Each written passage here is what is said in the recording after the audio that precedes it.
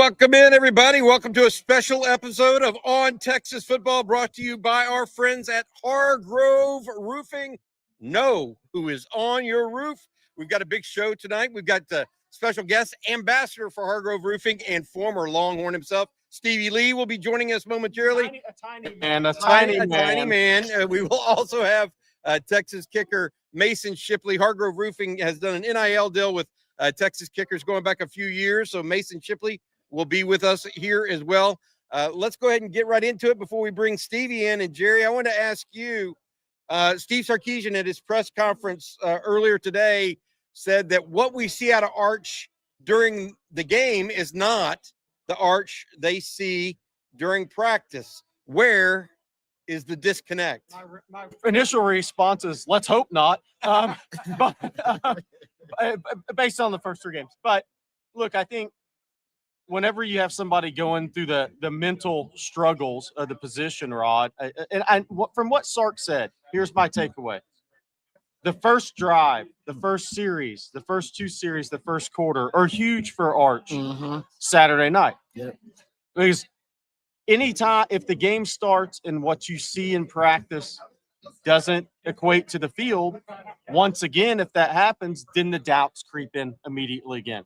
So getting off to a solid start has never been more important for Arch than it is Saturday night. Bottom line. I love it. All right, we're going to bring in Stevie here, and Jerry going to take a seat. I like Rod's shirt from the co-op. I know Rod's got it. Doing too much shopping at the Rod's co-op. one of those guys. Here we go. Hey, Stevie, I want to do this ad read if you don't mind, but I want you to do the know who's on your roof. Absolutely. I've been wanting you to do that. I haven't done the ad read personally, and then you finish it off, okay? Thank you very much to our friends over at Hargrove Roofing with offices across Texas, including Austin, as well as Louisiana, Arkansas, and now into even Tennessee. Hargrove Roofing will take care of all of your roofing needs. Plus, they're Longhorn friendly with partners like former defensive tackle Stevie Lee. They are the most pro burnt orange roofing company out there. No one wants to turn their home over to a company they can't trust. So call Hargrove today for a free, no strings attached roof inspection. Hargrove Roofing. Know who's on your roof. There we go. There we go. Realizing how big Stevie Lee is for the first time. We have something to compare Stevie Lee to. He's always like on the stream at home. And now they're saying Stevie next to Bobby and next to me. They're like, Stevie's huge. Yes, Stevie Lee is huge. Recently, he was one of the best D tackles coming out in this class. Stevie Lee is huge. Blessed with that, no doubt. Yeah. I've got both you guys up here, both playing at Texas. And I just asked Jerry that question at the start.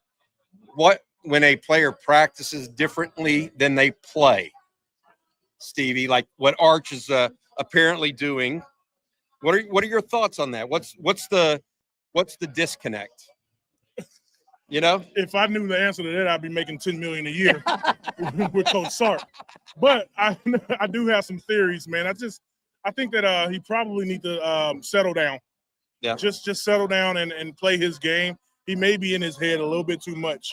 I mean, the kid making a lot of money right now. Yeah, because he could throw the ball and because of what he can do. But that may be playing a big factor in his head. Hopefully, I think we talked about it a little bit, that sports psychiatrists and things like that can get to him and just kind of calm him down. I think that's the main part, because we saw him play last year. Yes. We saw him in 2 games last year do well. We saw him come in against Georgia. We saw him come in the games, and he did well. Right now, there's some kind of disconnect or yips. Yips, yeah. What's going on right now. But I am confident that he's going to figure it out. I'm confident he's going to figure it out, if not this week, in the next couple of weeks. We got to, because I remember I made a bold prediction. What was your bold prediction?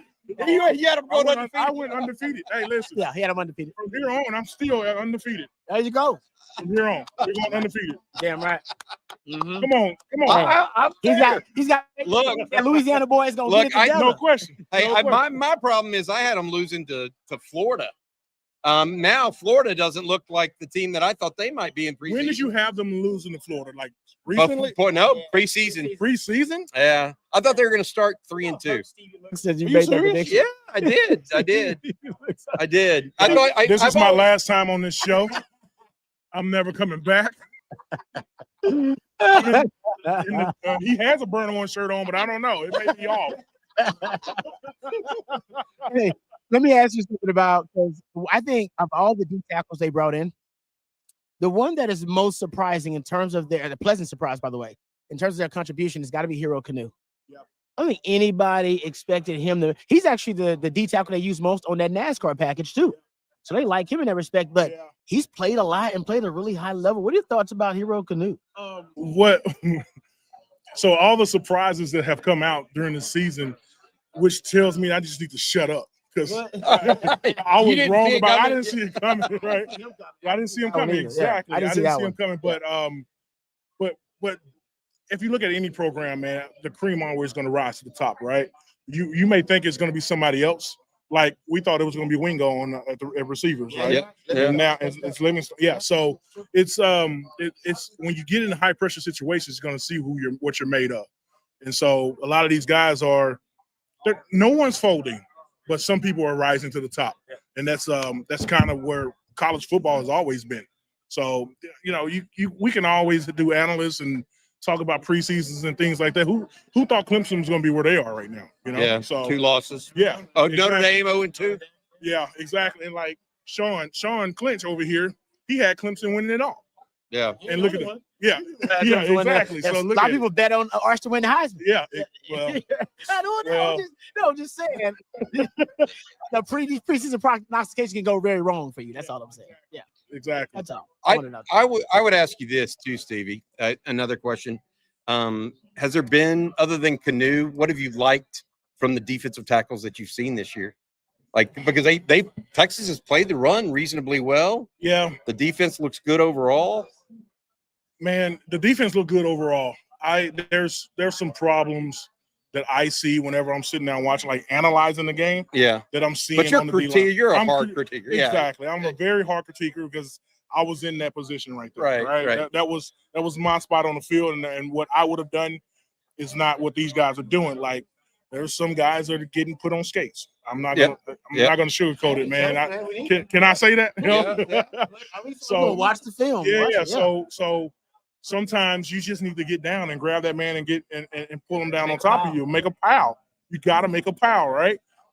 In short yardage situation, people are getting that 1 yard on us right now, and so that's what the defense is playing great as a whole. But when it's 4th and 1, 3rd and 2, we got to get that stop. And at the University of Texas, we had a mentality. We had an era about us, Rod, when we played that, we got off the bus and we beat teams, before we stepped on the field. Going back to our initial conversation. And so that's I don't feel like that they feel that you are at the University of Texas, and it's I don't want it to sound arrogant or anything like that, but you have a way about you. And sometimes these defensive tackles, the whole defensive line, when it comes down to 3rd and 2, 4th and 1, 4th and 2 right now, they're not getting the stops right now that I would want to see, right? You know what I mean? So just get down there and make a pile. I love submarining, man. Submarining and keep moving your feet and getting up under there and make a pile so your linebackers can clean up over the top. So that's why DJ made a lot of money. We went down there and he cleaned up on the top, Yeah. So that's what I want them to see out of them in short yardage situations. First, we've been doing really well and not getting in short yardage situations, but when we are in there, we got to win those plays. Gotcha. Stevie, thanks again for your participation tonight. Not just tonight, but on every Monday with Rod B, Coach Shipley, those guys on it's a lot of fun. I'm missing Coach Shipley tonight, man. I thought he was going to be here. He's in Abilene. Yeah. Get that man out of Abilene. You get him here, but you got to do this earlier because he'll fall asleep. Love you, Coach. Take care, Stevie. That's awesome. Jerry, come on back in, man. Come on back in. We'll have you, Jerry, talk to our kicker. Jerry, people don't know this, but Jerry was at a time a punter. I was. I was a punter. Yes. Yeah, Rod, you know where I was really good? You know the little plastic footballs the cheerleaders throw in the stand? Like, I had those, and I'd kick them in the front yard, and if I'd turn them over, I had a Nacogdoches Dragons helmet where my dad was coaching, and he'd give me a helmet sticker for every punt I turned over as like an 8-year-old. I could turn that thing over, man. That's all I did to get a sticker on my helmet. Oh, man. All right. Hey, we are out here at the Hole in the Wall on the drag, courtesy of our friends at Hargrove Roofing. Know who's on your roof. We want to bring up here pretty soon Mason Shipley. Mason, the new kicker for the University of Texas. Let's have it now. Mason, thank you so much for joining myself, Rod Babers, and Jerry Hamilton here. Congratulations on your time at Texas at this point. And tell us a little bit about yourself. We know you're from Liberty Hill, transferred in from Texas State. What's going on at Texas now? What are you majoring in? That sort of stuff. Yeah, so just finished up being at Texas State for the past 4 years. Little bit of a interesting journey, right? A little long story, but now we're here at Texas, and it's been absolutely unbelievable. I mean, just the atmosphere, the resources they have here, and the connections, networking. I mean, you're talking about it all. I mean, it's crazy. It's been awesome for me, and the transition's been really good. So I'm excited to be here, and I'm ready to go. Hey, you lost to Sam Houston State last year. You ready to win this year? I had someone to go positive with this. I can't believe anybody brought that up, man. Come on. Mason, I got your back in a second on that. Yeah, so I was actually just thinking about this. I was like, man, I do not like them. You don't like the Bearcats. Let me go the other direction. This would not be like. Now I'm going to the positive direction. When you see Sam Houston State roll out on the field Saturday, you're going to say, I can make a 61-yarder this year because you made a 60-yarder against them last year. Tell me about that kick for those of us that didn't watch the game. Yeah, so I mean, it was an end of half situation. I honestly didn't even know the distance. I knew it was further, but then I kicked it, and then they're like, "Dude, I was 60," and I was like, "Really?" Hold up, you don't know the distance sometimes before the kick? Y'all calculated or no? I usually, I mean, I'll know the range. I knew it was above 50. Okay. Wow.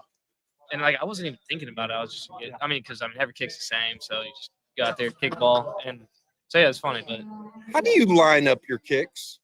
I see you see kickers out there, and they're sitting there looking do you find a place in the distance that you're really aiming for that's in the middle, or is it something else that you do?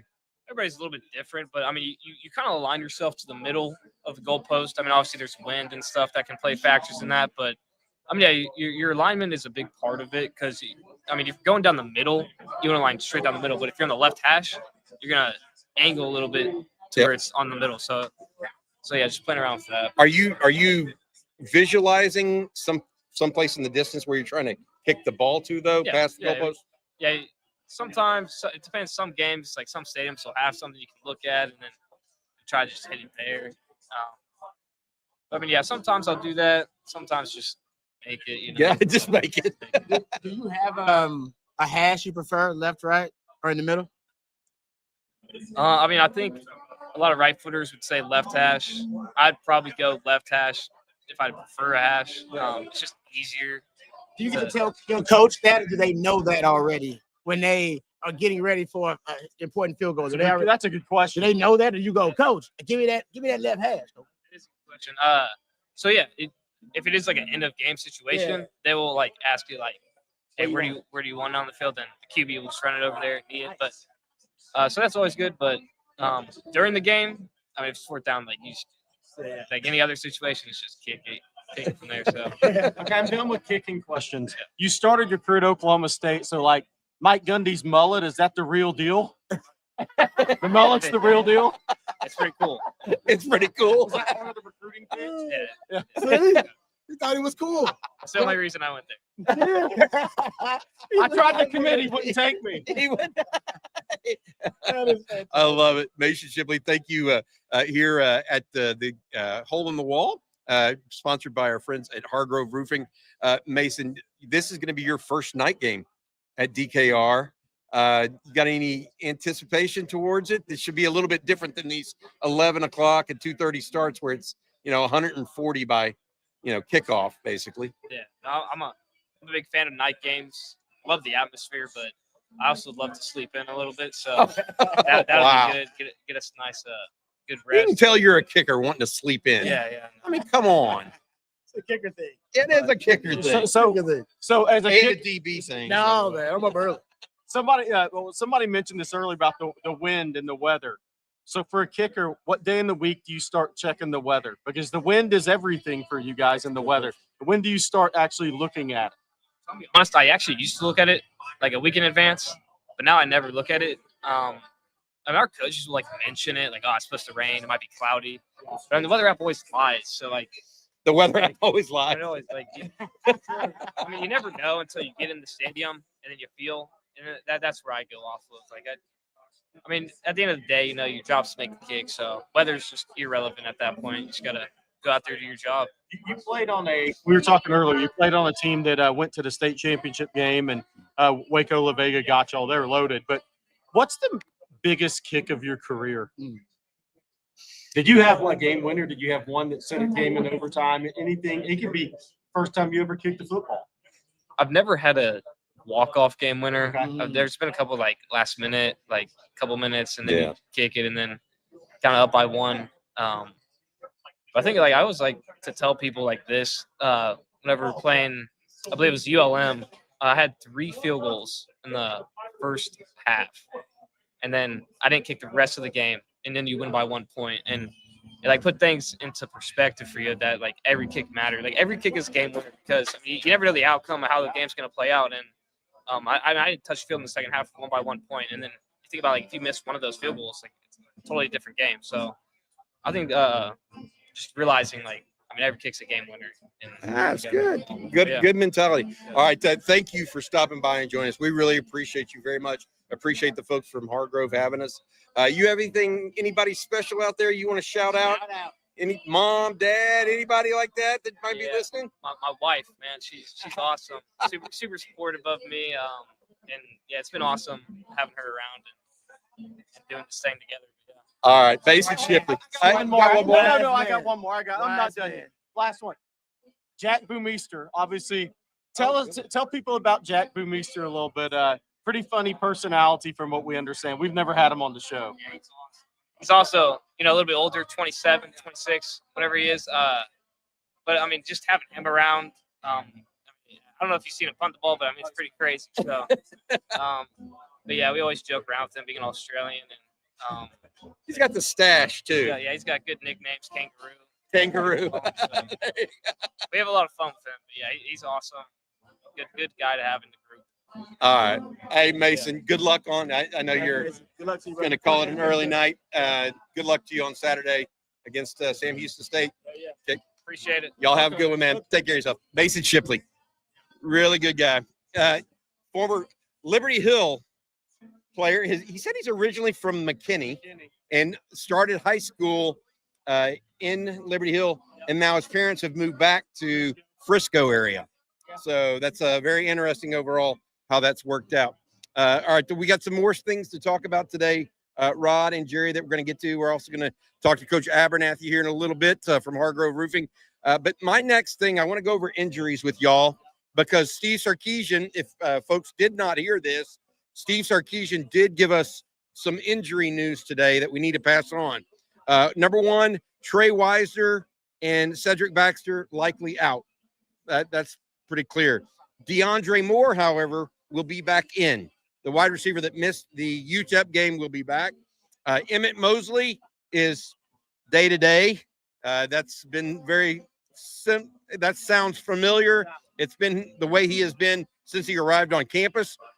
Cole Hudson, the offensive center for the University of Texas, has been listed as day-to-day as well. We know from some reporting from CJ that Connor Robertson has taken some snaps with the ones as they try to be very cautious with what Cole and he's doing there. Then also Xavier Filsamy and Kobe Black. We'll have to see if they're day-to-day or game-time decisions. And we also believe that Alex January, the defensive tackle that started against Ohio State, is expected to be out this week, but back in time for Florida. So that is the injury list at this time. Also, I wasn't going to put Mason in a poor situation there and ask him about his current, but Will Stone did not kick off last week. I don't know if y'all know that. And Mason Shipley took care of that.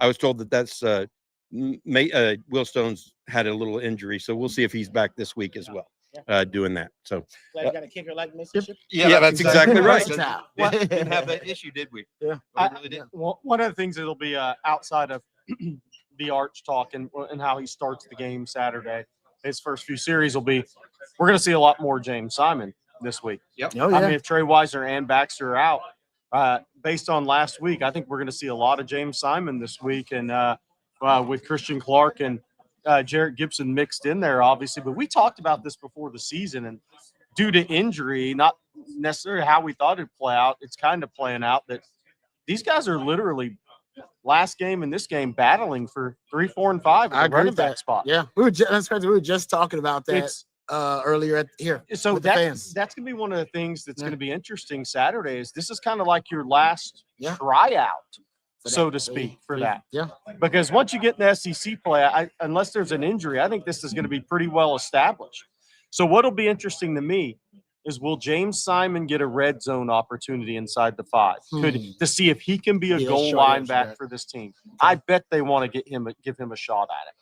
That's a good point, because behind Baxter, obviously, Gibson is seen as your other best option in short yardage situations, goal line. But I don't know if he's as trusted because of some of the ball security issues. James Simon did a great job running, which is kind of the staple concept for Texas, the outside zone last week. They ran the outside zone over and over and over again, different variations of it. And James Simon arguably was the most productive of all the running backs running that concept. He was also really good running some of their inside power stuff as well. So that's a good point, Jay. I want to see if he's versatile. If you can run the zone, outside zone, which he does really well, and he's also proven that he can run kind of inside power. If he can run the counter, those are the 3 staple run concepts for Texas, and then show that he can be a short yardage value addition for him. I think he wins that 3rd spot. Rod, I want to think about let's revisit what you just said.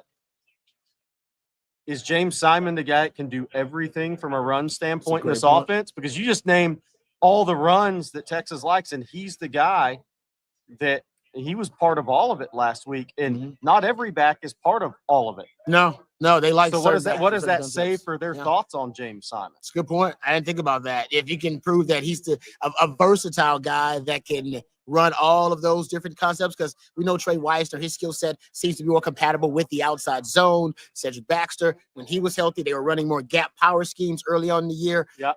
It's a good point. And by the way, I will say Wisner and Baxter can run. Right. They can each run the zone and also gap power. More of it. Probably. Yes. Yeah. But in terms of their strengths and what I think they're best at, I think oftentimes with each back, it can be different. With James Simon, that's a good point. I don't know if we've identified it. I did see that he ran really well with their outside zone schemes, and he popped a few of those inside power runs too. I got to go back and look and see at the counters how he did running those counters. Sometimes that's a vision thing and a patience thing too. But you might be right, Jer. I never thought about it. I want to get you guys' thoughts on this. If Kobe Black can't go, we're about to see more Cade Phillips than we've seen all season. What could that mean for this team? Because look, Cade Phillips is probably physically the most gifted corner Texas has. He missed the first few practices with a lower body injury, right? The first 2 practices he did not take part fully in that. What would you want to see out of Cade Phillips in extended action Saturday, Rod? Oh, that is good. Because Sam Houston State's only success is going to be throwing the football. Yes, I agree with that. And I would assume they'll be trying to get the ball out quick against the Texas pass rush. I think, honestly, Texas should be aggressive in this game with their DBs. I mean, try to take away some of that easy, quick stuff. Maybe put your corners up and see if your corners can play a little bit of press against Sam Houston. They should be able to. See if you can press those guys on the outside, and then maybe you can sit on some of those inside receivers, and when they're running those quick slants or those quick outs, you can make some plays on the football. So I'd want to see him as aggressive as – I remember him being aggressive even when I coached him at a camp. But with Anthony Williams had me out there, and he was an aggressive player. That's what I think was his strength. He really would at the line of scrimmage just be an absolute beast. I mean, he would reroute receivers, so they would hold him up, get his hands on them. I really would like to see that. I know Texas doesn't do a lot of that, but I wonder in this game if you'll see him do that. Also, I'd like to see his eyes in zone coverage. Zone coverage, you always want to see young DBs' eyes be very disciplined. Want to see him go through his progressions, look at the 3-step, get back to your number 2. Who you're reading in zone coverage is really important for a guy like Cade Phillips. So young players, I like to see his eyes. I like to see him get up there and press if at all possible too, because that's his strength, man. He's a long, lanky, Legion of Boom looking cornerback. Those guys are rare these days, just having that type of frame. You know what I love that y'all are talking about here is freshmen. Yeah. Sark today mentioned some other freshmen that he said are going to see some action. He mentioned Nick Brooks finally. He may be out of witness protection program. Doghouse. I said the witness protection program. Y'all calling something, but no, he may play. Said Jonah Williams, who's been practicing all week, might get a chance. Yeah, that'll be big. And then obviously you mentioned James Simon earlier. He was one of the guys that Sark mentioned as well. So that's a good group of young freshmen that Sark's going to try to give a little bit more time to this week as we get going. All right, before we bring in our next guest, it's going to be Coach Scott Abernathy joining us here momentarily. He is the president, general manager of the Austin branch of Hargrove Roofing. And the reason why we're bringing in here isn't just because he's actually a president of Hargrove Roofing. You're also a former head high school football coach in the state of Louisiana. He is a ball knower. Yes, and we were having a little discussion. This isn't just a passing fancy with Hargrove and football. You guys really love it, and it's part of what y'all do and support. And my question to you, Coach, is you were talking a little bit about Arch Manning. What's your take on it? Because you're a former play caller. What do you think about Arch and his issue with going from game to our practice to game? Well, the first thing, Aaron Rodgers, for the Texas fans, Aaron Rodgers would say, breathe. everybody breathe. You know, I mean, you lost 14-7 in Ohio, at Ohio State. And, you know, his performance hasn't been great, but, you know, you got to transfer from the field. I mean, you put that much pressure on a young kid and you go into a hostile environment and then they show all kinds of stuff that he hasn't seen all year. And he's got the yips. I mean, I think that's what it is. And I think he's got to figure out a way to get over it. He's got to prepare the way he does and he's got to transfer it to, I'd say Friday nights, but Saturday nights, and figure out a way. I think they're going to stay with him. I think that he's got everything that everybody's talked about, and he's just got to get out of his head.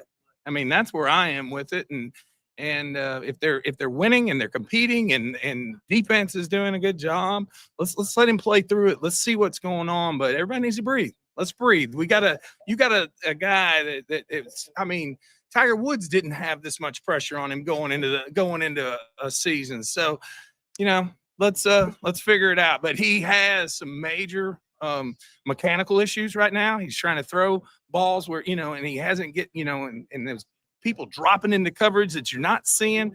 That's hard, guys. That is a hard thing as a quarterback to understand. When you drop back and you're expecting this and you're ready to throw back and now somebody's in that window, you know, what do you do? What do you do? You eat it. You sit on your heels and become inaccurate. You do. And, you know, I think too, some of the play calling that they can have to help him out. You look at Georgia Tech, you look at Vanderbilt, what they're doing with a running, athletic, tough quarterback and running counter game and coming out the back door with him, RPO stuff. They got to do some of that. They got to let him put his shoulder pads down and run through somebody. And you want to talk about gaining confidence. You run over somebody in the, you know, on a counter for a 3-yard gain, the passes get a little bit easier. You know, they start choking down and stop his run. And now let's see what happens. Your chest starts puffing out. Oh, you get off. You know what else? You know what else comes with that? Your team gets behind you. 100%. Well, you saw him in the games last year. He gets out on the edge and he runs somebody over and he scores and everybody gets fired up. You have the energy, you got the moxie, you got all that stuff. Let's put together some plays to put that defense in a bind where they're not just dropping into coverage. If they drop into coverage and you're running counter game with that big quarterback coming at you, they're going to change their thinking a little bit. They're going to get down there and screw down, and now you got them big offensive linemen that we're paying a bunch of money to that are setting their pads and getting after somebody's rear end. on the spot. Okay. I'm excited. Because I'm excited. Bobby and I are recruiting junkies to the max. Okay. Who's the best player you ever saw in Louisiana in high school level? Oh, that's good. Stevie Lee was pretty good. We had a quarterback at Bird High School named Arnez Battle. Oh, yeah. And he was legit. But yes, sir. But I'm gonna tell you the defensive line coach for LSU, I coached with him at Ruston High, Kyle Williams, never got blocked. I never seen him block. And he would kick off for Ruston High. They beat us 3-0 one year when I was at Bird. He kicked the game-winning field goal in the mud, but he also kicked off, and you had to account for him because he kicked it and he was the first one down the field. You think about 260 pounds coming down there. No, Not sir. a safety No, valve. sir. He was no safety sir. valve. Yeah, he was not the safety guy. All right, do us a favor, Coach. Yes, sir. Appreciate you joining us. Yes, sir. Do us a favor and tell little people about what they can get from Hargrove Roofing. Well, we talk about customer service the most. You know, our slogan is know who's on your roof, but what we want to say is know who's going to take care of you. Know who's going to be there. We're going to give that lifetime labor warranty, and we're going to back it. We're not going to just, when we do the roof, we're not walking away. These are customers, and we hope they're customers for life. We hope to do it again. We hope them to get their friends involved and all that. So customer service and quality work and know who's on your roof. Really, literally know who's on your roof. Anybody listen to this that's from Texas or anywhere else, you can talk football and get a new roof with this guy. Talk ball. What else is there? Hey, no ball. All right, Coach, thank you Thank so much, y'all. man. Thank you. And thank you to Hargrove Roofing as well. All right, CJ Vogel joining us now. Good job, Coach Abernathy. CJ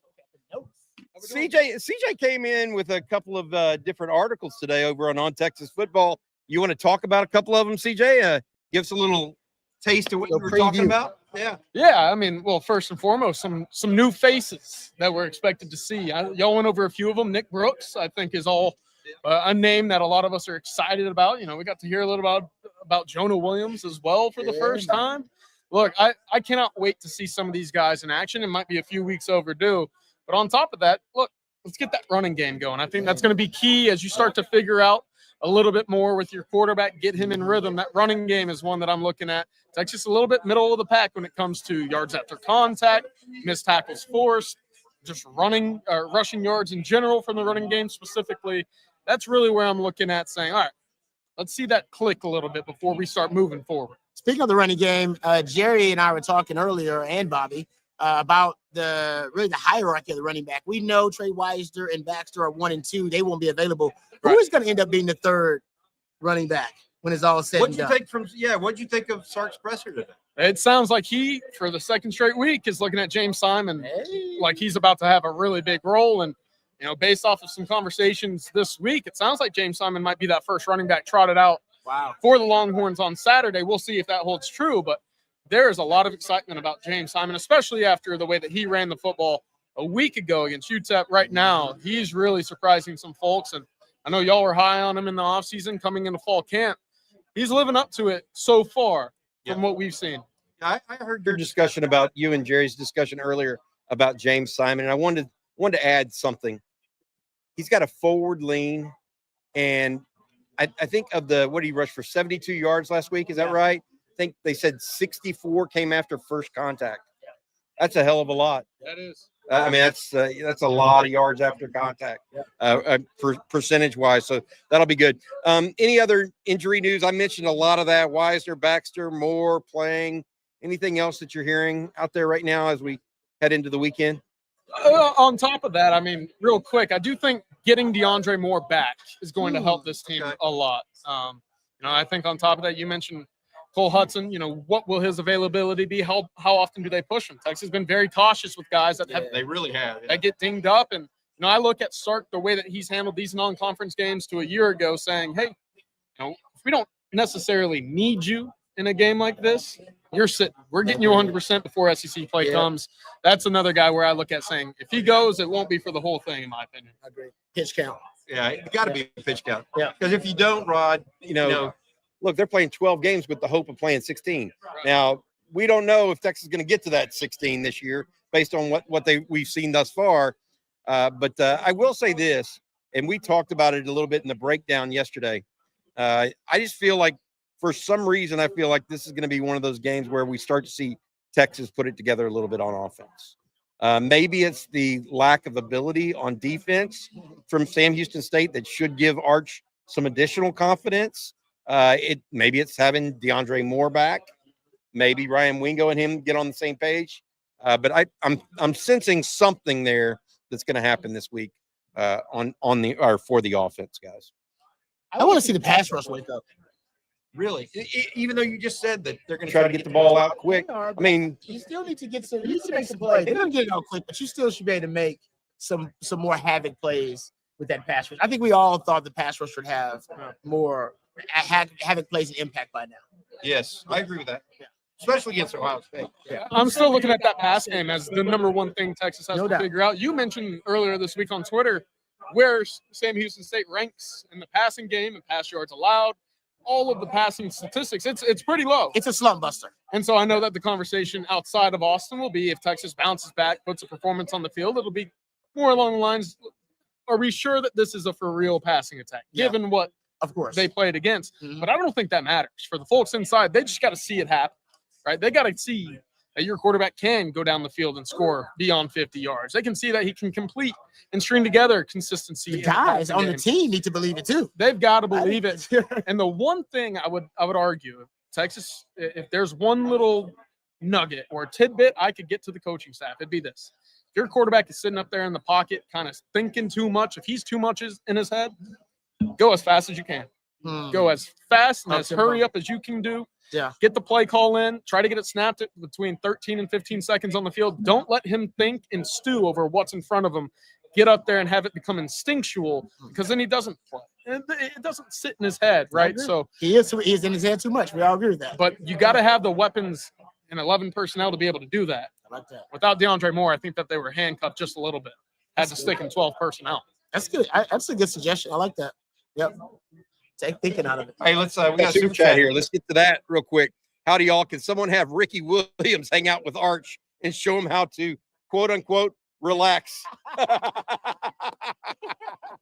Tanner Rank, I had to bring that up. We're not really taking questions tonight on the live stream, but that may have been too good to pass up. Yeah, Ricky's got some. He's got some products for that. I think. Yeah, I think Ricky. The Heisman. Yeah. Hey, guys, in all seriousness, thanks. This is great. Appreciate Mason Shipley joining us. Appreciate Stevie Lee. Appreciate Coach Abernathy. Thank you also, Bill, to you, CJ, for stopping by. Jerry Hamilton was with us at the outset here. Special thanks to a couple other people. One is Matt Hutchison, our producer.